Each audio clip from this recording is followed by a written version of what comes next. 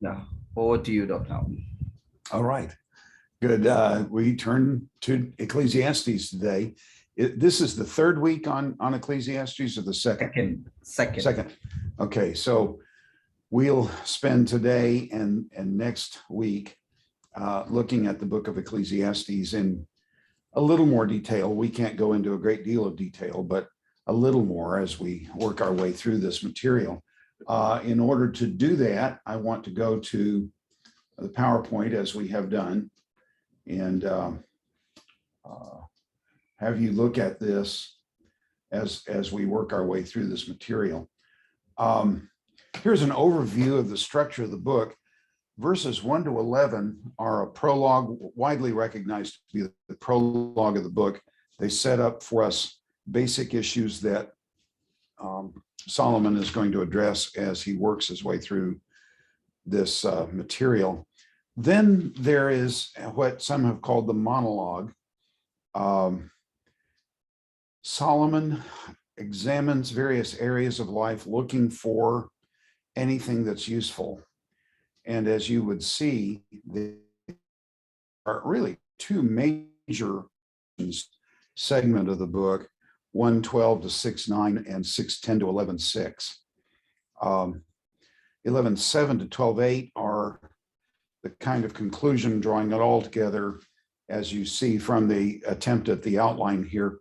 What is good is to pursue God and enjoy life in the days of youth, since old age and death will come soon.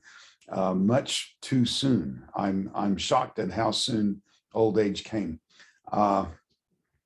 So we'll work through this as well as we can in the next session, this session and the next, and then work on to the end of the book. So the prologue, chapter 1, verses 1 through 11. This is, in a very real sense, the title of the book.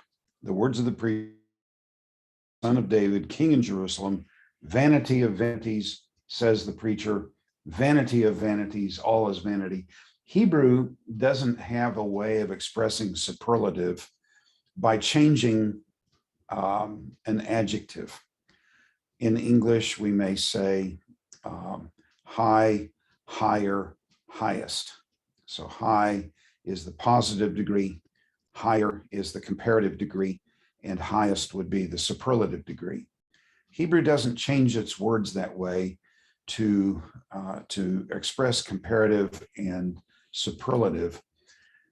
When it says, as we say here in our text, vanity of vanities, we might paraphrase that in modern English, absolutely without profit, absolutely without lasting significance. The word that's translated vanity, hevel in Hebrew, as we discussed it last week, can refer to a breath as you exhale. The breath you exhale is hevel. Yes. Sorry. Have you already started to share your screen? Yes, I have tried. I'm afraid. Am I not? Yeah. We haven't. I am sharing. Screen is not visible. But it's not showing any picture. So I'm just wondering. Okay. Your picture has become static. I will see what I can do to remedy that. Let's see. Not sure how to solve the problem here. Stop sharing. There it is. And let's see, share once more.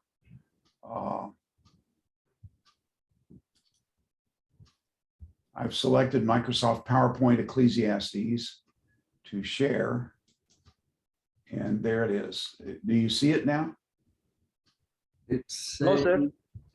No, it says started screen sharing, but it doesn't show anything. Oy vey. Like it's Okay. buffering, sir. It's still buffering. Pardon? It's Say buffering. again? No, Buffering? I don't think it is buffering. It's Oh my. it shouldn't be this long because yeah.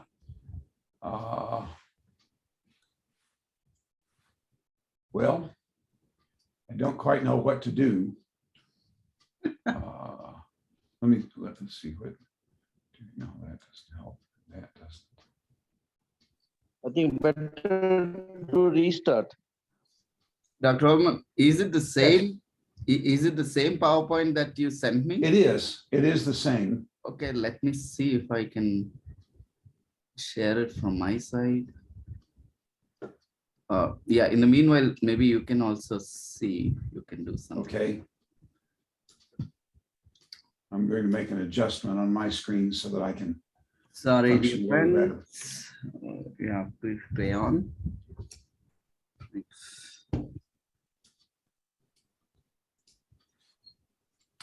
Okay, so when we talk about vanity, as we discussed last week, hevel can be a reference to the breath.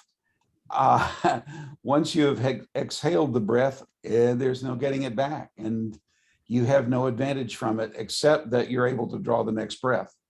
Hevel refers to anything that's a good word in English that you may not know. I don't know whether you know this word, evanescent. It just evaporates and it's gone. It's like the steam from a kettle, a steam from a pot. As it rises, it's gone. There's no substance to it. And so the heading of the book, we don't have good English words to express this. At least I don't. Utterly evanescent, utterly fleeting. Everything is fleeting. There we are. Now we're sharing that. So let's go to, let's see. Let's go to slide 15, if you would. We're looking at the structure now, and go on now to slide 16. So verse 2 kind of functions as the basic statement of the whole message of the book. Then verse 3, as we've got it outlined on the screen there, human effort yields no net benefit. So 1, 3 and following. What advantage does a man have in all his work which he does under the sun? A generation goes and a generation comes, but the earth remains forever. Also the sun rises and the sun sets, and hastening to its place, it rises there again. Blowing toward the south, then turning toward the north, the wind continues swirling along, and on its circular courses, the wind returns. All the rivers flow into the sea, yet the sea is not full. To the place where the rivers flow, there they flow again. All things are wearisome. Man is not able to tell it. The eye is not satisfied with seeing, nor is the ear filled with hearing. That which has been is that which will be, and that which has been done is that which will be done. So there is nothing new under the sun. Is there anything of which one might say, see, it's new? Already it has existed for ages which were before us. There is no remembrance of earlier things, and also of the later things which will occur. There will be for them no remembrance among them who will come later still. It's always intriguing to me. I've been interested in archaeology since I was a kid, and have been fascinated by it. It's always interesting to me when archaeologists say, there is no other find like this in the world. And I thought, well, yeah, except for all the other excavations we have not yet done. I don't know how many people estimate that in the very small nation of Israel, they say it's 250 miles long and 3,000 years deep. But in the very small nation of Israel, they estimate that there are 800 town sites that haven't even been touched by the excavators. And then you go to Syria and other places. Syria, I'm told you can stand on a mound in Syria and look out on the horizon. There are 25 or 30 different mounds, all within sight of the horizon, that no excavator has ever touched. Nothing like this has ever existed in the world, except for all the things that we don't know about. So the reality is we have done some remarkable things in technology, but those remarkable things in technology are really not new. I had a book, I gave it away. I'm kind of sorry that I gave it away, on ancient technology, and the pulley that makes possible lifting much heavier weights was available in biblical times. People knew about these things. We think we're great because we've discovered all these things. There are advances, but most of the basic inventions that have made all present and future technology possible were invented by ancient men. So what is there that's new under the sun?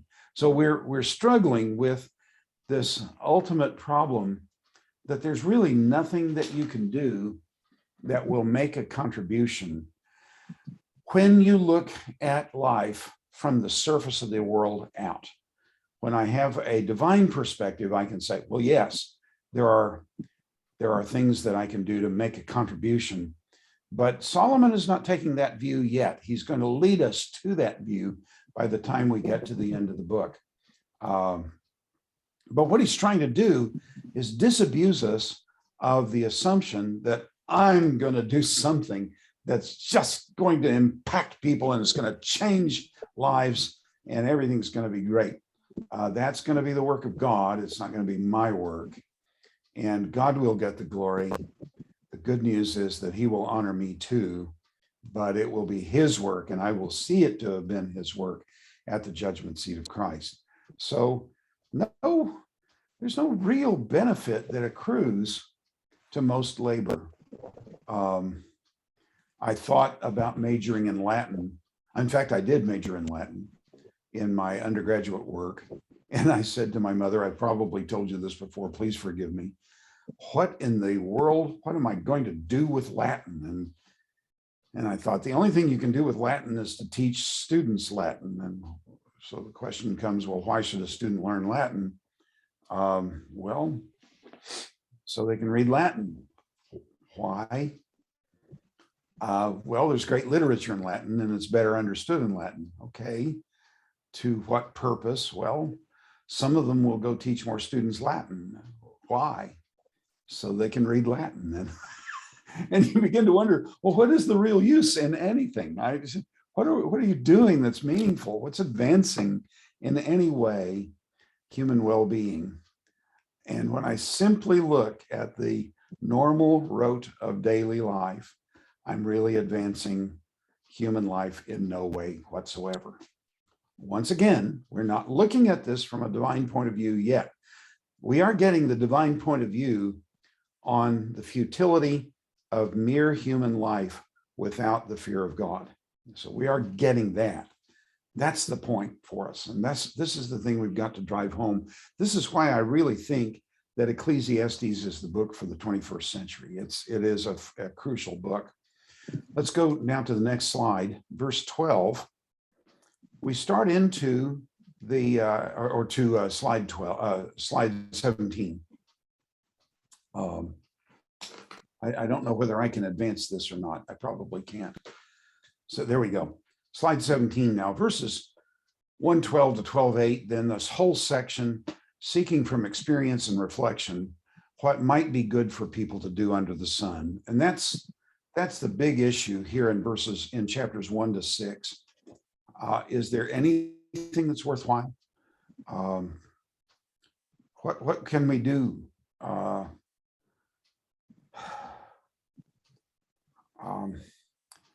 I was born. I had a very slow life to age 20. From age 20 to 40 was about right. The passage of time was about right. from 40 to 60 was swift beyond expectation. And I will turn, in July, I will turn 74. And from 60 to 74 has been faster than I have ever dreamed. But what have I done? Well, I've taught this course. I've taught a course on wisdom books several times in the last 22 years. Did it make any impact on anybody? I don't know. God only knows. I don't know. So what good am I doing? If I just simply look at it from a mere human point of view, I have to face the likelihood that I'm not doing much meaningful. So verse 12, I, the preacher, have been king over Israel in Jerusalem. And verses 13 to 3:22, Solomon's quest arising from his experience for meaning of life. You would think that being a king, especially an Oriental monarch, would be such a place where you would find real life. I mean, you could live that way, surely. And Solomon's going to say, no, there's really no ultimate meaning even in being a king.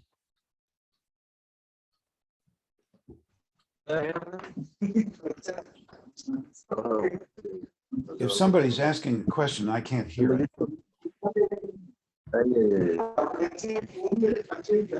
Perhaps the microphone is on and you could turn it off. Thank you. So verse 13, he starts his quest, and it's going to take us through 3:22. First step in the quest. Let's move on to slide 18 now.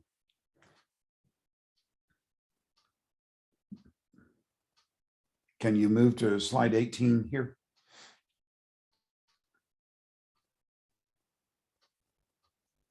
There we go. Thank you. Verses 13 to 18 now. And I set my mind to seek and explore by wisdom concerning all that has been done under heaven. It is a grievous task which God has given to the sons of men to be afflicted with. I have seen all the works which have been done under the sun, and behold, all is vanity and striving after the wind.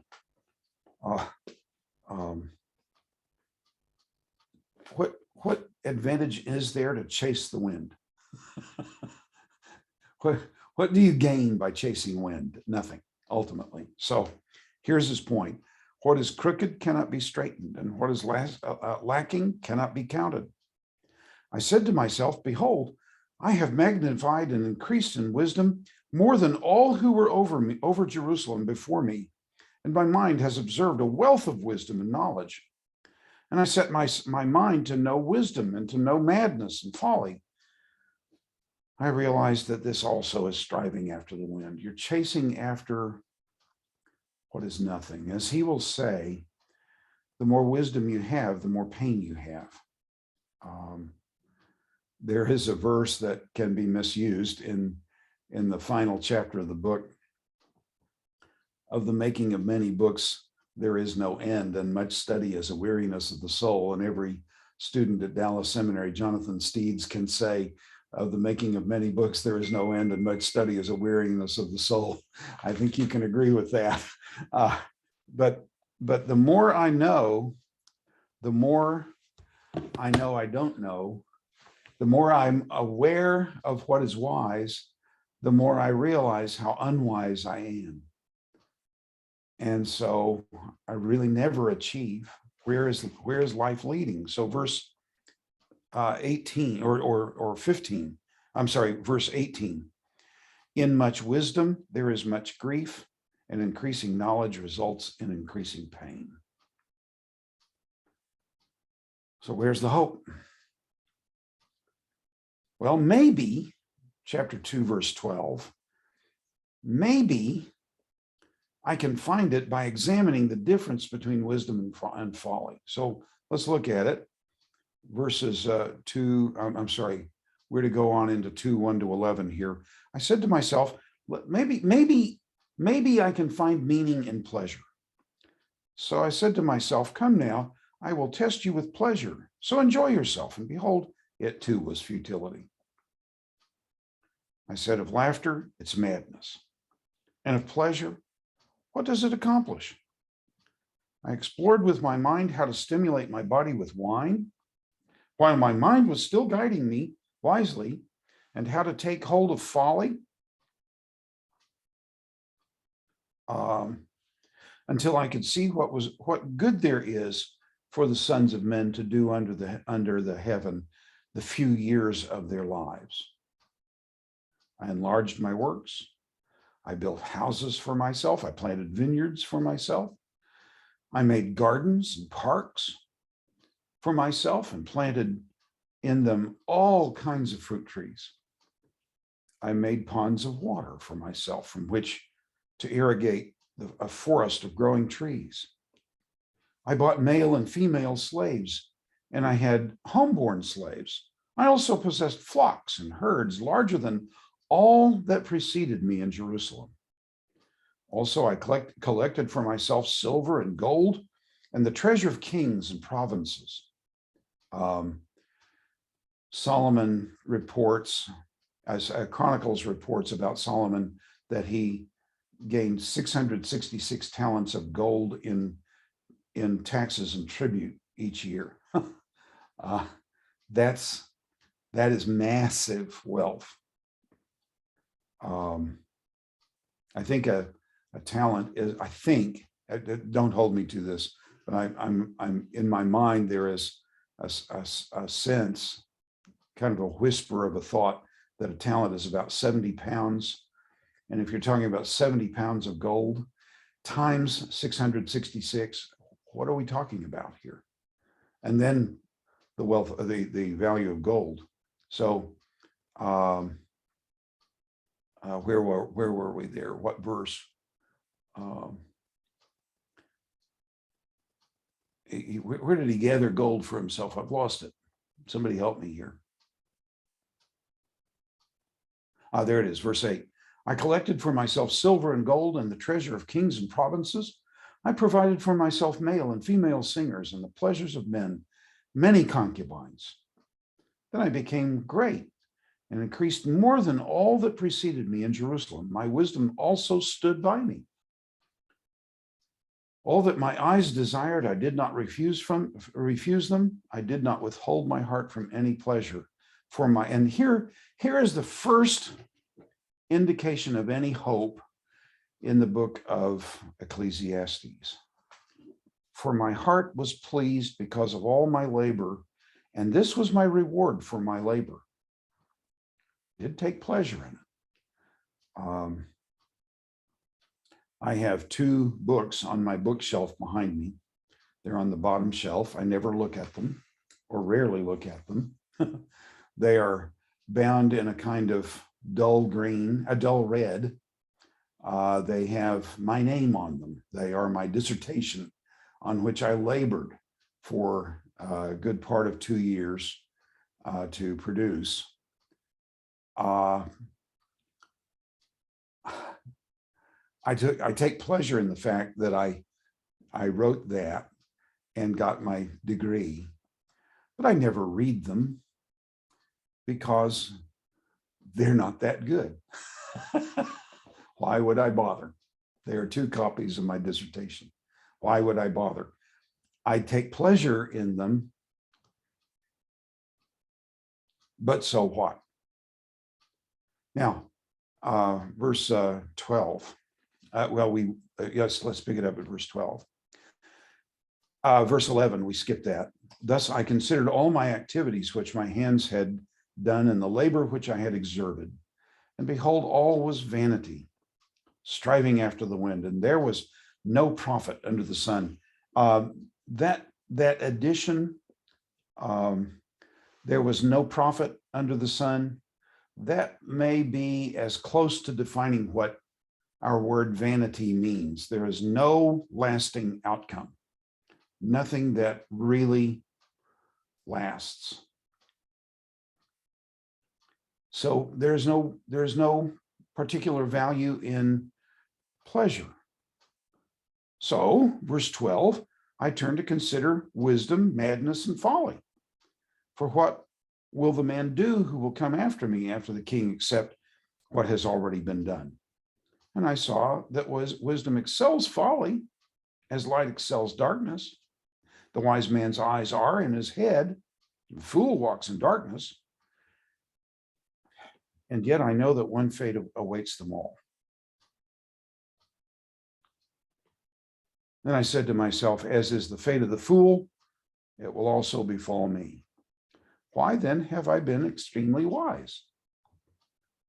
So I said to myself, this too is vanity. And once again, he adds a statement like he did in verse 11, verse 16 here, for there is no lasting remembrance of the wise man. Solomon is still, the name Solomon is still proverbial in English for a wise man. But nobody remembers why he was a wise man, or what his wisdom did, or what his wisdom accomplished, what contribution it made. Very few people remember him. We have in English, in Western history, we have the name Solon. Do you know that name? S-O-L-O-N, Solon? I see some of your faces, not many of you have your faces on. It's all right, you don't need to, but do you know the name Solon? No, yes, no? No. No? Solon was the chief lawgiver for the city of Athens in about the 6th or 7th or 8th century BC. And so we might refer to somebody who is a Solon, S-O-L-O-N is his name. But most people don't even remember who he was. So what's the point of remembering the name?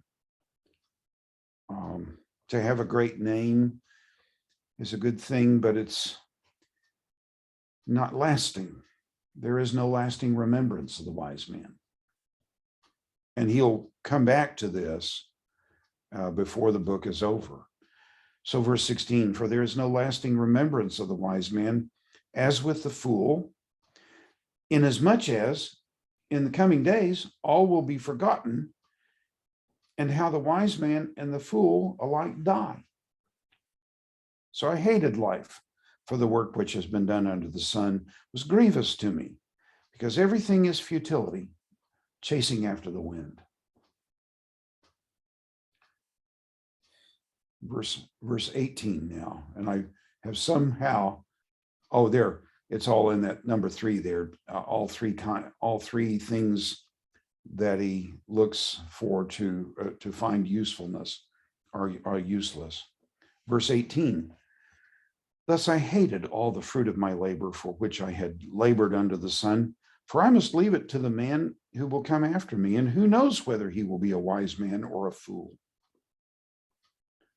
Yet he will have control over all the fruit of my labor for which I have labored by acting wisely under the sun. This too is vanity, no lasting effect, no lasting benefit to anybody. Therefore, I completely despaired of all the fruit of my labor for which I had labored under the sun. When there is a wise man who has labored with wisdom, knowledge, and skill, then he gives his legacy to one who has not labored for them. This too is vanity and a great evil. For what does a man get in all his labor and his striving with which he labors under the sun? Because all his days, his task is painful and grievous. Even at night, his mind does not rest. This too is vanity. I have in my closet over here to my left a musical instrument. It's called a viola. It's a relative of the violin. My mother, who loved music, had bought a piano, a very small piano for our home, and she enjoyed playing the piano. When I was a middle teen age, 13, maybe 14. I had been away at a camp. I came back and the piano was gone, but it was my birthday week and I didn't worry about the piano much. And when my birthday party came, the day of my birthday came, they gave me a present, and it was this instrument that I have in my closet. They paid about $600 for it in 1963 or 64, sometime in that period. And I was overjoyed, and Mother said, "Now, I sold my piano to get that for you." So I have it here. Because of responsibilities at the college, because in apartments, when we lived in apartments, people don't like people playing musical instruments in the next apartment, keeping the children awake, because seminary was time consuming. I didn't practice. And a few years ago, I thought, okay, I'll get my fiddle out. I'll start taking lessons and see if I can't get back to the point where I could play again. And I took one lesson with a teacher. The strings are very old on the instrument. They're probably 40 years old, and that's never good for a stringed instrument. And it sounded horrible. And not to make things too difficult here, Sirusha actually pointed out to me a tremor in my hand, and that tremor kept me from hitting the strings, hitting the place where the music is to be made on the fingerboard of the instrument. And now the instrument is in the closet. Nobody plays it. I had it appraised a few years ago, and this was 15 years ago, and it was worth over $2,500 now. But none of my children are interested in having it, and none of my grandchildren are interested in having it. What am I to do with this? It's a treasure. My mother sold her piano to buy it. It's a treasure. But no one will value it in my family. I'm experiencing a small part of what Solomon experienced. So where are we to go? Well, we stopped at verse 24. Here's where to go. When you're studying any book, if you find something repeated, that's almost always what the book is about. When you think about Ecclesiastes, you always think about the name or the word vanity. Vanity of vanities, all is vanity, says the preacher. But you never think about what we're going to read in verses 24 and following. There is nothing better for a man than to eat and drink and tell himself that his labor is good. This also I have seen, that it is from the hand of God. For who can eat and who can have enjoyment without him? For to a person who is good in his sight, he has given wisdom and knowledge and joy, while to the sinner, he has given the task of gathering and collecting, so that he may give to the one who is good in God's sight. This too is vanity and striving after the wind. So what is there that's good in life? What is good in life is going to be to enjoy what God has given. I want you to see the repetition. Look down in chapter 3 at verse 12. I know that there is nothing better for them than to rejoice and do good in one's lifetime. Moreover, that every man who eats and drinks sees good in all his labor. It's the gift of God. Or look at verse 22 in chapter 3. I have seen that nothing is better than that a man should be happy in his activities, for that is his lot. For who will bring him to see what will recur after him? Then turn to chapter 5, verse 18. Here is what I have seen to be good and fitting: to eat, to drink, Enjoy oneself in all one's labor in which he toils under the sun during the few years of his life which God has given to him, for this is his reward. Furthermore, as for every man to whom God has given riches and wealth, he has also empowered him to eat from them and to receive his reward and rejoice in his labor. This is the gift of God, for he will not often consider the years of his life, because God keeps him occupied with the gladness of his heart. And again, turn to chapter 8 and verse 15. So I commended pleasure, for there is nothing good for a man under the sun except to eat and to drink and to be merry. And this will stand by him in his toils throughout the days of his life, which God has given him under the sun. In chapter 9, verse 7, go then, eat your bread in happiness, drink your wine with a cheerful heart, for God has already approved your works. Let your clothes be white all the time, and let not oil be lacking from your head. Enjoy life with the woman whom you love all the days of your fleeting life, which he has given to you under the sun. For this is your reward in life and in your toil in which you have labored under the sun. I've said to classes when we deal with Ecclesiastes over and over again over these years, if you don't enjoy what God has given, why should he give you better?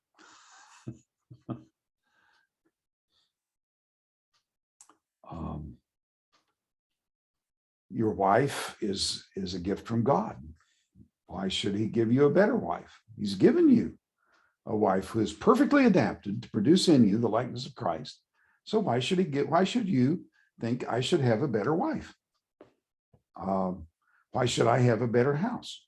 This is a gift from God. Why should I have a better house? This is a gift from God. I treasure it because it's a gift of God. I treasure my viola because it's a gift from my mother. Why should I not treasure the gifts of God? And if I don't treasure the gifts of God, why do I think he would give me better gifts if I don't treasure the ones he's given? So the basics of Levitica, of Ecclesiastes are, there's not much that's meaningful in life. You're going to do an awful lot that looks like simply, I don't know what your military would call this, but there were times when, for some reason, they wanted us to march, to keep a marching cadence, but not to advance. So forget isn't it wonderful? I've been out of the Army so many years, I've forgotten what they even call it, but marching in place was the effect. So you were keeping time with your feet, but you weren't going anywhere. And much of life seems that way. So instead of always having your eyes off in the distance looking for something better, learn to enjoy what God has given. And if you can do that, then that is a real gift from God. So this is the great hope. So far as our book has taken us, this is the great hope for the student of wisdom who has come to see that pretty much everything you can do, hard work, pursuit of wisdom, pursuit of pleasure, pretty much everything that you can do that would seem to be meaningful ends up leaving you empty. So learn to enjoy what God has given. So back to chapter 2, verses 24 to 26. Look there again at verse 26. For to a person who is good in his sight, he has given wisdom and knowledge and joy, while to the sinner, he has given the task of gathering and collecting, so that he may give to the one who is good in God's sight. This too is vanity and striving after the wind. There's really no lasting benefit in any of this, but this is the only way to live. To recognize that the lot that I have in life is God's gift to me, to embrace it as his gift and to enjoy that gift as he has given it. So we come to the conclusion This will take us through verse 22, the conclusion of this first section. Chapter 3, verse 1, there is an appointed time for everything, and there is a time for every event under the heaven. A time to give birth and a time to die. A time to plant, a time to uproot what is planted. A time to kill and a time to heal. A time to tear down and a time to build up. A time to weep, a time to laugh. A time to mourn and a time to dance. A time to throw stones and a time to gather stones. A time to embrace, and a time to shun embracing, a time to search, and a time to give up as lost, a time to keep, a time to throw away, a time to tear apart, a time to sew together, a time to be silent, a time to speak, a time to love, a time to hate, a time for war, a time for peace. What profit is there to the worker from that in which he toils? I have seen the task that God gives the sons of men with which they occupy themselves. So how do I know the times for each of these things? What am I to do here? And the answer is ultimately wisdom. Wisdom will tell you when it's time to give birth and a time to die, a time to plant and time to uproot what's planted. Wisdom will teach that. But wisdom will teach you that having planted, the crop may fail. And having uprooted, I have no experience, none, in planting. All that I'm about to say is theory for me. We talk, you know what a green thumb is? Do you know that expression? I have a green thumb. Yes, no, anybody? No. No? Okay. To have a green thumb in American English means that you're really good at planting things and nurturing plants and getting the things to produce whatever it is, either beauty or food. I have a green thumb. My thumb is a brown thumb. Everything I plant dies.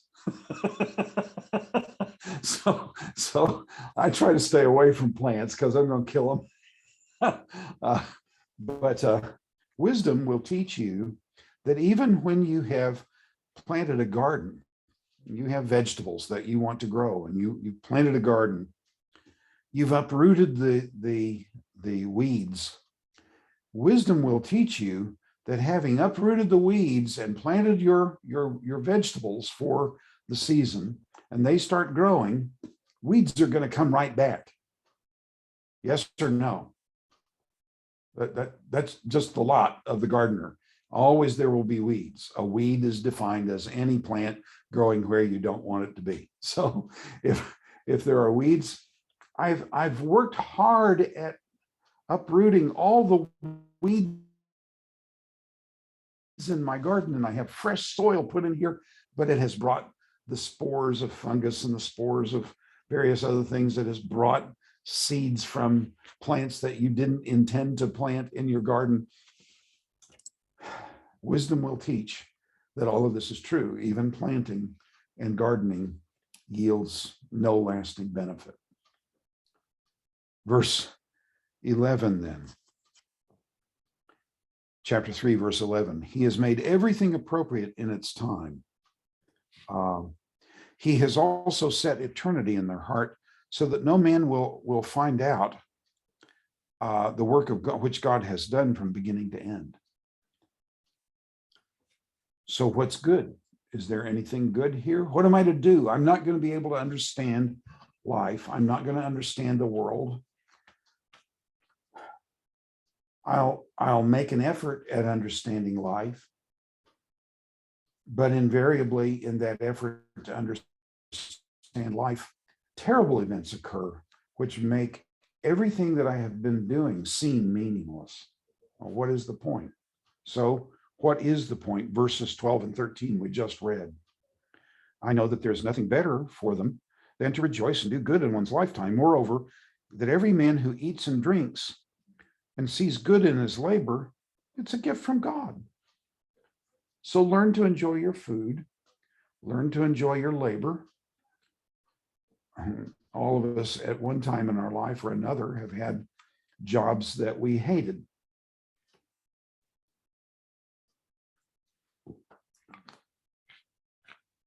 But that's not my role as a child of God. It's not my role as a human in life. My best role is to learn to enjoy, to appreciate any job that I'm doing. Whatever the job is, it is my task to learn to enjoy it. This is a gift from God. That's his gift. Why should he give me a better job if I'm not valuing the gift he's given me now? Verse 14. I know that everything God does will remain forever. There's nothing to add to it, and there is nothing to take from it. For God has so worked that men should fear him. That which is has been already, and that which will be has already been, for God seeks what has passed by. Furthermore, I have seen under the sun that in the place of justice there is wickedness, and in the place of righteousness there is wickedness. I said to myself, God will judge both the righteous man and the wicked man. For a time, for every matter and every deed is there. I said to myself concerning the sons of men, God has surely tested them in order to see that they are but beasts. For the fate of the sons of men and the fate of beasts is the same. As one dies, so dies the other. Indeed, they all have the same breath, and there is no advantage for man or over the beast, for all is vanity. All is fleeting. There's no lasting advantage. Fellow who probably would have been my best man when Jan and I got married.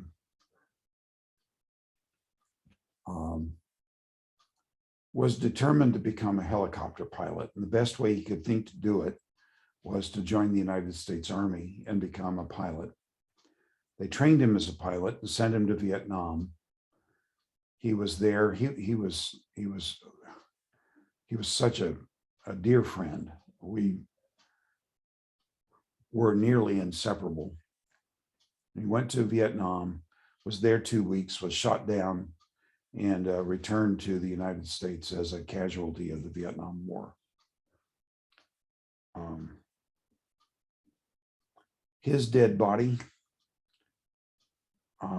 lay in an unopened casket in our church when we had the funeral. He died in service of our country in a wicked war. We should never have gotten involved in that war. America has a really bad track record of whom to support in its foreign policy. I'm just appalled at these things. And there he lay. And if a dead dog were lying beside him, we would have wanted each of those bodies disposed of quickly. Yes or no? We didn't want to keep either body around. If a dead dog had been lying there, we would have wanted the dead dog to stay in that church building no longer than we wanted the dead body of Thomas Earl Hayes to remain in that casket. Looking at a dead body, one is just like another. So what was the use? What was the point? He was young, he was intelligent, he was strong, but he was dead. So, verse 20, all go to the same place. And by the way, the same place here is not heaven. The same place is the grave.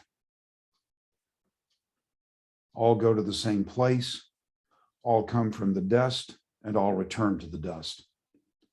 Who knows that the breath of man ascends upward and the breath of the beast descends downward to the earth. Just from observing life and death and everyday experience, I don't know where a person goes just from observing. If I had no other information, I couldn't say anything about the difference between a dead dog and the good friend that's lying in the casket. I couldn't tell the difference. Verse 22, then, I have seen that nothing is better than that man should be happy in his activities, for that is his lot. For who will bring him to see what will occur after him? Well, obviously, no one. One does not know the outcome of one's labors or what they will bring to pass. And when I'm looking at the world just from a worldling's point of view, there is no value in life.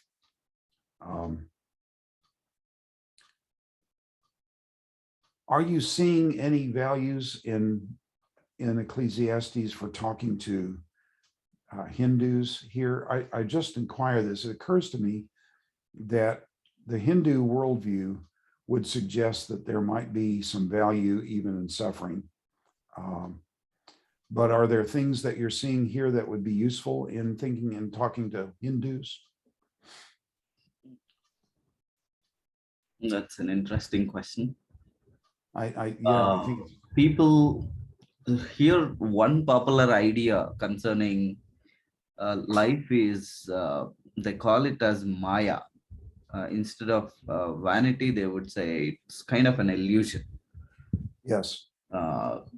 So you go through it, even if it is suffering or joy, it's all illusion that you go through. So yeah,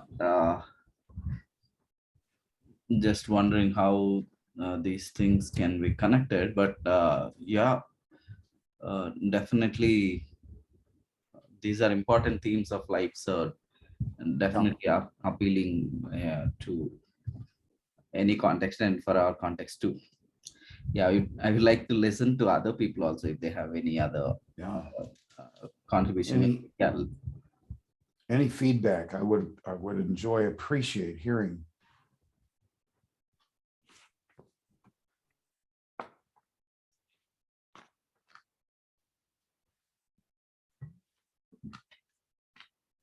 Well, hearing none, let's go on to 19 now.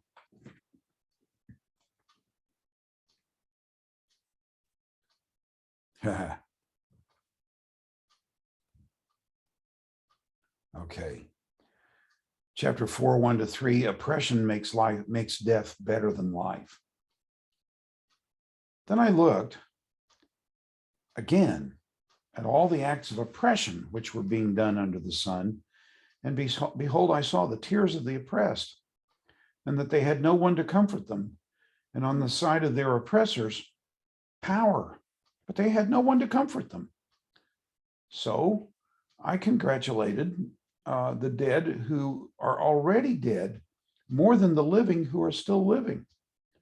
But better off than both of them is the one who has never existed, who has never seen the evil activity that is done under the sun. Well, if Solomon is king, why doesn't he do something about the oppression? He's already said, I saw that there was wickedness. Chapter 3, verse 16. I saw that there was wickedness. Let's see, where is that? Verse 16. And in the place of righteousness, in the place of justice, there is wickedness. In the place of righteousness, there is wickedness. For him, the place of justice would be the law courts, and in the place of righteousness would probably be the temple. But in both places, he saw wickedness. Well, if he's king, why doesn't he do something about it? And the answer is you can't always, frankly, you can't always I've never been in a place of significant power at all. I've always been at the bottom of the totem pole. I guess the power I had as a teacher at the seminary was probably the greatest power I've ever had, and that wasn't much power, but so I had power over the life of the student. So I could say, you pass, you fail, and I could give final grades, and I could give them assignments and expect them to fulfill those assignments. But beyond that, I don't think I've ever been in a place of any significant power. But people who get into power, one would think a man as powerful as the American president could do that would affect life. The problem with our governmental system in the United States is that we have a bureaucracy which is unelected and is not representative of necessarily of the life of the American people. And even though the Congress will pass laws, the bureaucrats who administer the laws will carry them out the way they want to, whether they are doing what is legal or not. And the president has precious little that he can do about it, regardless of who the president is. He's leaving? All right. My wife's getting ready to leave to meet with a group of ladies from church. So even Solomon will have to face this issue. There are commitments that David made in his administration that are represented in the lives of officials of the government, that because David appointed them, Solomon doesn't perhaps feel free to remove them from office. And they are doing things that he wouldn't like, but he doesn't feel the freedom to do anything about it, even though he's king. And that would be true in almost any group that you meet with. There are people, there are situations where you just can't change things. I've been preparing for a course I'm going to teach at church starting this summer. I was looking at Bruce Waltke's Old Testament Theology, Introduction to Old Testament Theology. And he was commenting on the effect of the fall in Genesis 3 and subsequent life. And he said, I would have to look up the quotation now, but he said something to the effect that all God is doing since the fall is demonstrating the utter incapacity for humanity to actually rule and do anything meaningful, to do anything useful in life. All human legal systems, all human ruling systems, all human military systems finally degenerate into chaos. And the only thing that is hope, that gives us hope, is the work of God in the world. And you and I know that hope in the person of Jesus. But here is Solomon laboring in such a time and in such a place. Let's go on to, let's see. Let's go on to 7 and 8, and then we'll move to slide 20. Then I looked again at vanity under the sun. There was a certain man without a dependent, having neither a son nor a brother, yet there was no end to all his labor. Indeed, his eyes were not satisfied with riches, and he never asked, for whom am I laboring and depriving myself of pleasure? This too is vanity and a grievous task. What's the point of piling up endless treasure and having no one that you love who can benefit by it? So let's move on to slide 20 now. Verse 4, chapter 4, verse 4. Let's see. No, we just read 7 and 8. Let's move on to slide 20, if you could.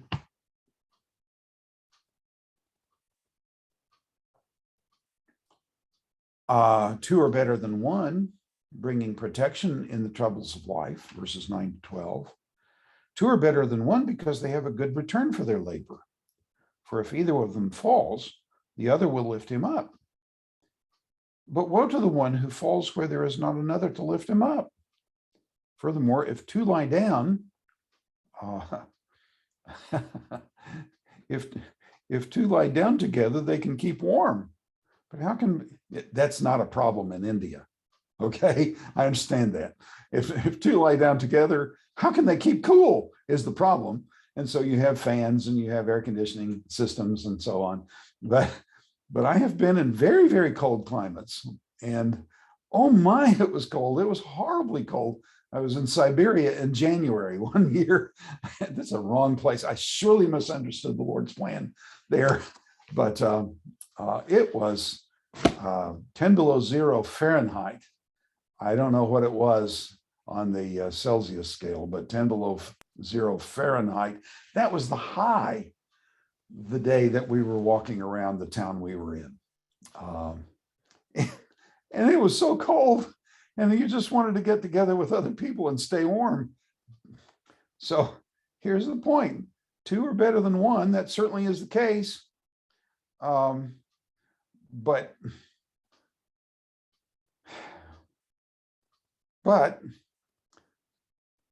it isn't always true. Verses 13 to 16, political power is meaningless when in the hands of the fool and can be supplanted even by a convict. So verse 13, a poor yet wise lad is better than an old and foolish king who no longer knows how to receive instruction. Do you remember in Proverbs the promise that a wise person is going to be rewarded with riches? Do you remember this? Well, Ecclesiastes tells us, as Proverbs does too, that sometimes wisdom is in the poor and in the weak. It's not in the strong. So a poor yet wise lad is better than an old and foolish king who no longer knows how to receive instruction. For he has come out of prison to become king, even though he was born poor in his kingdom. For I have seen all the living under the sun throng to the side of the second lad who replaces him. There's no end to all the people, to all who were before them, and even the ones who will come after later will not be happy with him, for this too is vanity and striving after the wind. Once you start getting power, people flock around you. And when they flock around you, you don't know who your real friends are and who are just the lackeys who are trying to get power themselves.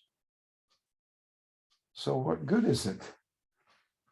So verses 13 to 16, is there any real value in political power? And the answer is probably not. Chapter 5, 1 to 7. Anything spoken before God must not be foolish, prompted by much speaking and much dreaming, leading to foolish vows. So verses 1 to 7. Guard your steps as you go to the house of God, and draw near to listen rather than to offer the sacrifice of fools, for they don't know what they're doing, that they are doing evil. Do not be hasty in word or impulsive in thought to bring up a matter in the presence of God, for God is in heaven and you are on the earth. Therefore, let your words be few, for the dream comes through much effort, and the voice of the fool through many words. When you make a vow to God, do not be late in paying it, for he takes no delight in fools. Pay what you vow. It's better that you should not vow than that you should vow and not pay. In fact, under the law of Moses, Moses actually never requires anyone to make vows. But when you make a vow, then you are obligated to fulfill it. Vowing is not a necessity in the Old Testament. So if you do it, don't be a fool. Do not let your speech cause you to sin, and do not say in the presence of the messenger of God that it was a mistake. Why should God be angry on account of your voice and destroy the work of your hands? For in many dreams and in many words, there is emptiness. Rather, and here is the other part of where Ecclesiastes is going to take us. Rather, fear God. So this will be the climax of the book. Turn over to the last chapter of Ecclesiastes for just a minute. We're coming up on the end of our session, so we'll have to stop fairly soon anyway, but turn over to Ecclesiastes chapter 12 and verse 13. The conclusion: when all has been heard, fear God, keep his commandments, because this applies to every person. For God will bring every act to judgment, everything which is hidden, whether it's good or evil. So we have already begun to lay the groundwork for the final message of the book of Ecclesiastes. And that's fear God and keep his commandments. The great issue for Ecclesiastes is the only thing that has lasting value is fearing God and keeping the commandments. Everything else that one can do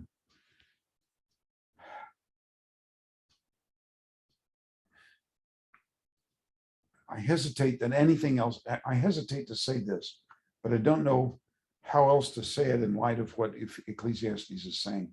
Everything else that one can give his life to is meaningless. If it's not actuated by fearing God and living in accord with his word, then everything else is meaningless. There's nothing else that you can accomplish that's better than these two things. The poor but wise youth is better than the king, because the poor but wise youth fears God. But when he becomes king, it becomes very difficult to know who his actual supporters are and who just the position seekers are. And so life is very difficult to pin down. Let's move to slide 21 now.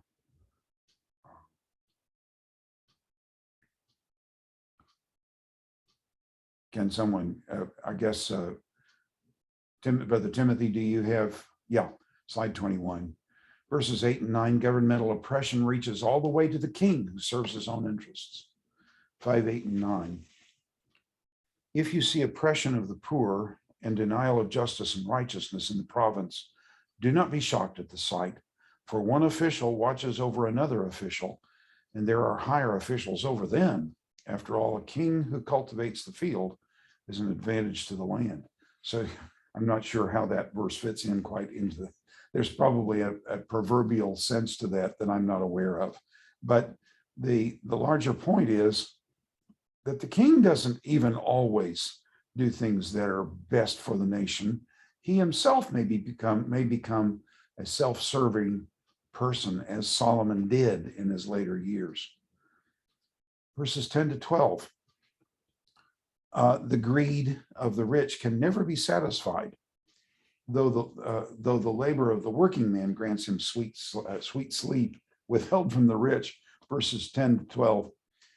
He who loves money will not be satisfied with money, nor he who loves abundance with its income. This too is vanity. When good things increase, those who consume them increase. So what's the advantage to their owners except to look on? The sleep of the working man is pleasant, whether he eats little or much. But the full stomach of the rich man does not allow him to sleep. Just to comment on this, in the army, in basic training, we worked hard all day. And it was hot. It was the hot part of the summer, and it was hot. And we did everything that soldiers do, crawling on the ground and all the kinds of things that soldiers do. I'd get back to the barracks in the evening, and we would be given the privilege of going to bed. Of course, you clean up before you got in bed because you were filthy. You get in bed, and the moment my head hit the pillow, I was asleep. And I slept until the drill sergeant came. We have large bins that are made out of metal, and we call them trash cans. And we put a lid on top so that the vermin can't get in. But he would come in banging on the lid of that trash can. Get up, get up, get up. You're already late. You should have been in formation 15 minutes ago. And we're just coming out of sleep, rushing into the shower to clean up and get ready, shave and get ready for inspection every morning. Because we had about 5 minutes, 15 minutes for preparation for the day. But those hours of sleep were absolutely sweet. Those were sweet. Now I'm better off. I don't labor much. I do a lot of reading and note taking, but I don't do a lot of labor. And I go to the bed and I can't go to sleep. My mind is wandering all sorts of directions, trying to get to sleep. And I live verses 10 to 12 in my own life. Verses 13 to 17, then, there is a grievous evil which I have seen under the sun, riches being hoarded by their owner to his hurt. When those riches were lost, though, or through a bad investment, and he had fathered a son, then there was nothing to support him. As he had come naked from his mother's womb, so he will return as he came. He will take nothing from the fruit of his labor that he can carry in his hand. This is a grievous evil. Exactly as a man is born, thus he will die. So what is the advantage to him in all who toils for the wind? So there is that. Another key verse to define what wisdom is: no lasting value. I'm sorry, what hevel is, what vanity is, no lasting value. The end of the matter, let's go to slide 22 now, and we'll stop with this. The end of the matter, what is good? Here is what I have seen to be good and fitting: to eat, to drink, and enjoy oneself in all one's labor, in which he toils under the sun during the few years of his life, which God has given him, for this is his reward. Furthermore, as for every man to whom God has given riches and wealth, he has also empowered him to eat from them and to receive his reward and rejoice in his labor. Then this is the gift of God. For he will not often consider the years of his life, because God keeps him occupied with the gladness of his heart. If you can learn to enjoy the lot God has given you, then the rest of life will fit into that, and it will not be as painful. But just looking from the world, or looking at life from the surface of the earth out, all I can see is futility. Now, do you have any questions or any comments? We can quit sharing that screen and go back to personal confrontation now. Do you have any comments or questions you'd like to raise?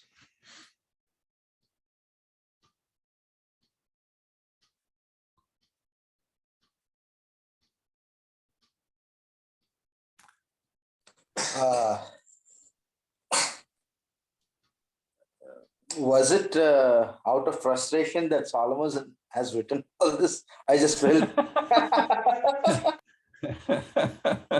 Yeah, probably in some sense.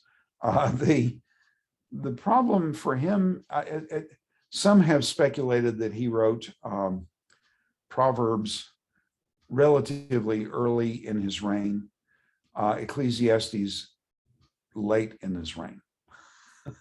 Perhaps Song of Solomon very early in his reign, but he's struggling, as all of us do in one way or another, with life. Am I doing anything that's really worthwhile? Is it? I'm earning money to support my children, to take care of my wife. I'm earning money to pay the bills. God has put me on the earth, but is there any real value in the profession that I have? Well, if I could do this kind of work instead of that kind of work, maybe it'd be more meaningful. No, the meaning is something that is let me say it differently. If I had a piece of gold in my hand, what is it worth? It has no intrinsic worth. It's only worth what authoritative persons say it's worth. And your work is only worth what an authoritative person would say it's worth. And if you are a servant of God, and God has given you the work that you're doing, whatever it is, whether it's in business, whether it's in service industries, whether it's in what we would classically call Christian ministry. I'm growing to be more and more unsatisfied with that dichotomy. If God has given you that, then he thinks there's value in your doing that, and you should view that work as valuable. Solomon was struggling with all of the power he had, which ultimately turned out to be exceedingly restricted power. And what you would think a king could do, he couldn't do. And so he's struggling with that reality. And you and I have to learn from a man who has actually gone through these things, who has actually experienced all of this. He's experienced everything each of us would like to experience: wealth, comfort, pleasure, hopefulness, the ability to do everything that you want to do. All of us would love to have a life like that. But instead, we're being called on to enjoy the lot that God has given to us, and to embrace that as his gift and find meaning in that. And that's the kind of thing I'm talking about here. And I think that Solomon is talking about here, Thompson. So this is the best I can do with that. Do you have a follow-up on that? Oh yes. Like God bless Solomon, saying, because since you have asked wisdom, I'm going to add wealth to you too. That's a blessing. And here in the chapter 4, verse 13, it says, better a poor and a wise youth. Yeah, my sound for some reason is inadequate. Can someone explain what he just said? Maybe Tim, you could tell me what he just said. Solomon asked for wisdom, but God also gave him wealth. Yeah. Brother,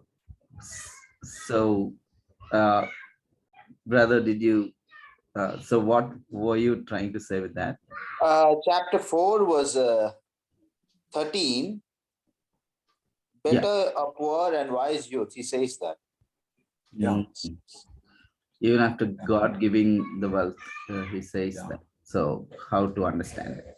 Yeah, well, Solomon had a number of client kings who were subject to his rule, and he will have seen other kings who are foolish, and he could see in interactions through his government, no doubt, he could see a poor but wise youth in some court who was a whole lot wiser than the king who was on the throne, and his own family experience. David in the court of King Saul will be a good indication of this. He knows these things. He has seen them. And the wisdom is what's made his life more burdensome, because he really does understand what most of us don't understand. He really does understand, and yet there's no lasting value to much that's done under the sun, as he says. Any other comments or questions? Thank you, sir. Thank you, brother. Thank you for bringing that up. Yes, sir. It's a good encouragement, and it's really questioning the book where you are expressing. I'm wondering while I'm studying Ecclesiastes. So my question is how to balance, two extremes in life, Yes. low esteem and high esteem. Yes. So how can we balance with this? Oh, that's always the problem, isn't it?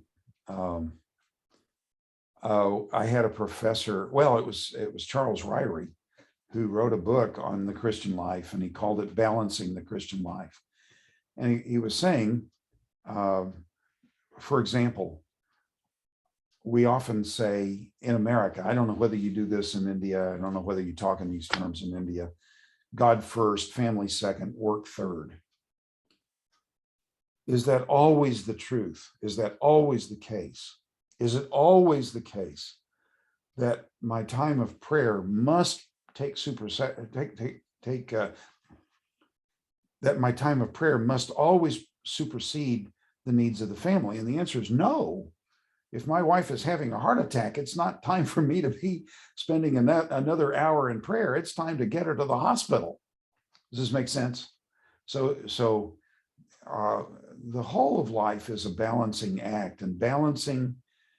I'm experiencing now as I'm aging, balancing is getting to be more and more of a question.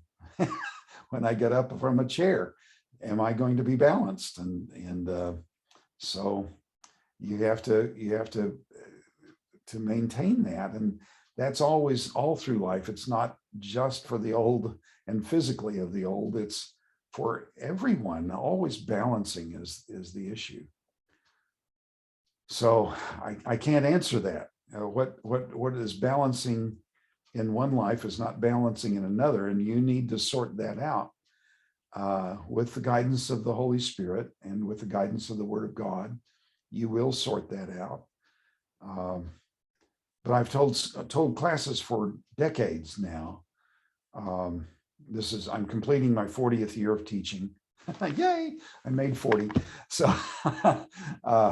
But I've told students for decades, don't sacrifice your family for a grade in a course. Don't sacrifice your ministry for a grade in the course. How much money is enough? Ecclesiastes has said there is never enough. So how do you balance that? Are your needs being met? Are you able to do what God instructs to do with wealth? Are you able to give? Have you chosen a lifestyle that is sufficiently within your income that you can give generously to the objectives that God has set out for us in Scripture to give to the poor, especially those of the household of faith? Give to those who meet our needs spiritually, give to those who are advancing the borders or are widening the borders of the gospel ministry. As far as I can tell, those are the three objectives to which we are commanded to give. So are you balancing your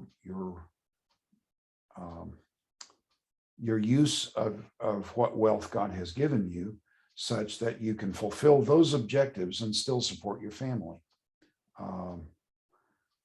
And maybe you and your wife need to pray about how to balance that so that your family may have been living too well, more so that you don't have the money to give, and maybe you need to have a different standard of food, a different standard of lodging, a different standard of clothing, a different standard of entertainment. All of these things are balancing, and that's the problem always from the very beginning of life to the end. Well, brother, it's almost 11 here. I don't know the time there. Yeah, it's 9:30 p.m. Yeah, 9:30 p.m. Yeah. So Thank you very much, Dr. turn it Allman. over to you. Yeah, thank you so much for Brother, can I just share a point, please, if it's okay? Sure. Go ahead. Yeah. Um, I'm so blessed today to hear whatever you had to say, sir. And as I was learning, the Lord was leading me to understand why wisdom is a gift of the Spirit of God. As we study from the book of Ecclesiastes through what you were sharing, really, totally today, my eyes have been opened in a very different exposure to what I was understanding is the gift is not just for us, but it's a blessing to others when we live Yes. wisely. Yes. And that's the gift of God through us to mankind. I mean, it's one Yes. part that we can play when we choose to live according to the wisdom of God, not just us, but our families, and our cup overflows to be a blessing to someone else. And I was really blessed, sir. And as I was learning through what you were sharing, looking at Solomon, King Solomon's life, when he asked God for the wisdom as a gift, he received it, and God allowed him to experience wisdom. That's something I'm taking away with me. Yes. Wisdom is not something that we learn, but something that we experience over life experiences that God allows us to experience. So allowing God's sovereign rule over our lives is so amazingly a gift of wisdom, is what I studied today. And I've studied the book of Ecclesiastes before, sir, but today when I was really listening to you, God really spoke to me on so many levels, that asking God for wisdom, which is something that He gave us all a choice liberally. Yes. And today I'm resubmitting to asking that gift of God. And thank you, sir, for bringing Thank the you. wisdom from heaven. I'm so blessed. Thank you. Thank you for that comment, sister. And yeah, dear all, thank you for your time. Please do continue to join. If you are late, some of these recordings are available on the YouTube. So please feel free to access them and also introduce these lectures to others so that others may also benefit. Okay, thank you. And have a great day, Dr. Allman. And good night to all the friends in India, and good afternoon to friend in UK. Blessings.